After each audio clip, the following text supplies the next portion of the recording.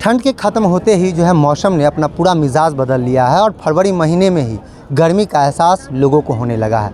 बदलते जलवायु परिवर्तन को लेकर अब लोगों के लिए लगातार जो राजेश कुमार सुमन जी हैं वो संदेश दे रहे हैं और इसका पूरा जो है मौसम जो में एकाएक बदलाव आया है, इसको लेकर हम इनसे बातचीत करेंगे और जानेंगे कि एकाएक इतना बदलाव कैसे, किन किन कारणों से जो है मौसम का इतना परिवर्तन हुआ है। सर बताइएगा कि आप जो है ये पूरा जो है एक प्रदर्शनी लोगों तक पहुंचाते हैं, ऑक्सीजन की कमी बताते हैं, पेड़ लगाने की अपील करते हैं, आप एक ग्लोबल पर्सन है, लेकिन अब बताइए कि यह आपका जो काम है, जो जागरूक करने का काम, क्या अभी जो एकाएक ठंड खत्म हुआ है, ख़त्म ही नहीं हुआ, एक बसंत ऋतु है, मौसम सुहाना होता है, लेकिन अब लगता है काफ़ी उमस बढ़ गया है, तो क्या कुछ कहिएगा इसको लेकर?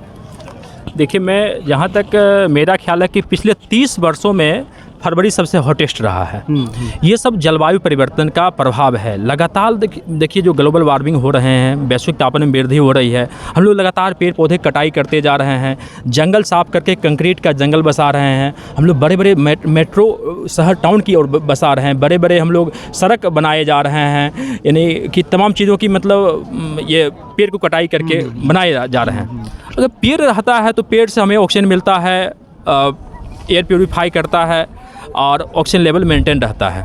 और पेड़ की काटने से CO2 की मात्रा बढ़ रही है। CO2 की मात्रा बढ़ने से हमारा ग्लोबल वार्मिंग बढ़ता है। ग्लोबल वार्मिंग बढ़ने से तमाम टेम्परेचर बढ़ता है। टेम्परेचर बढ़ने से देखिए बड़े बड़े जो ग्लेशियर है, जैसे कि मैं साउथ पोल की बात करूँ, अंटार्कटिका की बात करूँ, नॉर्थ पोल पे आर्कटिक महासागर है, उसका देखिए बड़े बड़े ग्लेशियर पिघल रहे हैं। वो तमाम ग्लेशियर पिघल रहे हैं। अपने हिमालय की देखिए सियाचिन ग्लेशियर की बात करें, अपने हिमालय में बहुत सारे ग्लेशियर हैं, तमाम ग्लेशियर पिघल रहे हैं और वो पानी देखिए समुद्र में जाता है, समुद्र का वाटर लेवल ऊपर उठता है, निचले तबके का शहर जलमग्न हो रहा है। कहीं देखिए इंडोनेशिया अपनी राजधानी परिवर्तन करना पड़ा उसको। और देखिए ग्लोबल वार्मिंग के तहत आज देखिए खास करके बिहार झारखंड और उत्तर प्रदेश में बहुत ज़्यादा प्रभाव पड़ने वाला है।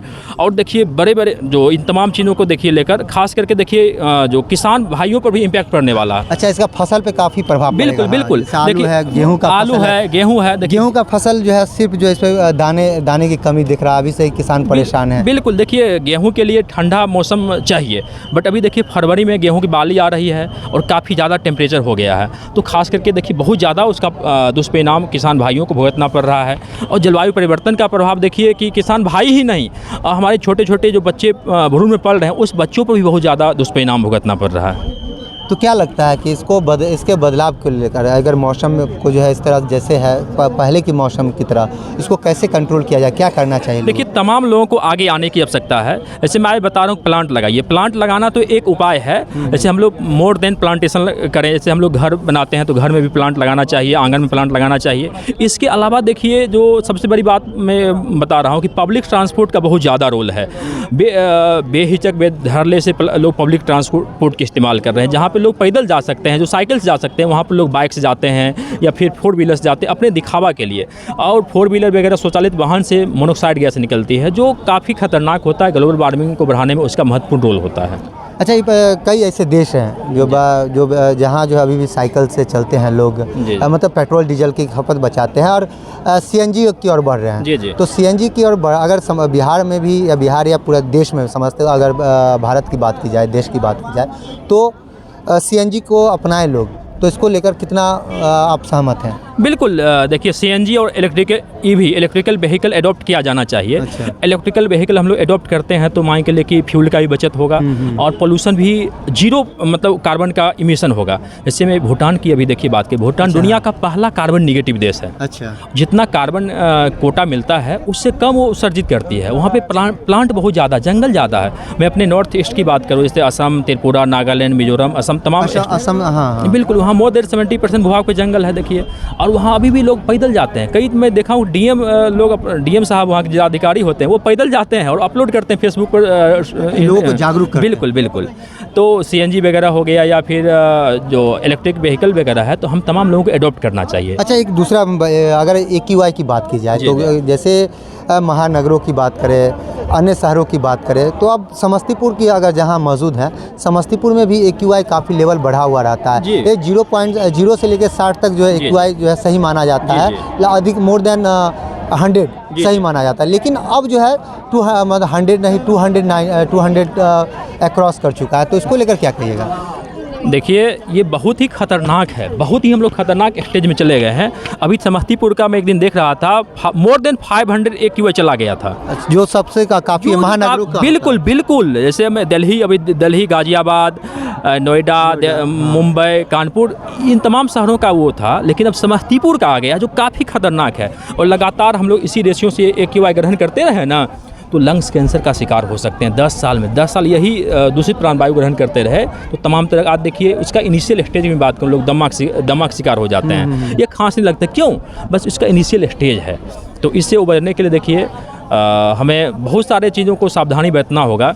जैसे कंस्ट्रक्शन का वर्क होता है तो वो ढक के वर्क होना चाहिए। सड़क निर्माण कंपनी है तो टाइम टू टाइम देखिए नगर प्रशासन के द्वारा वहाँ पे पानी का छिड़काव होना चाहिए, बट हो नहीं रहा प्रॉपर। हाँ।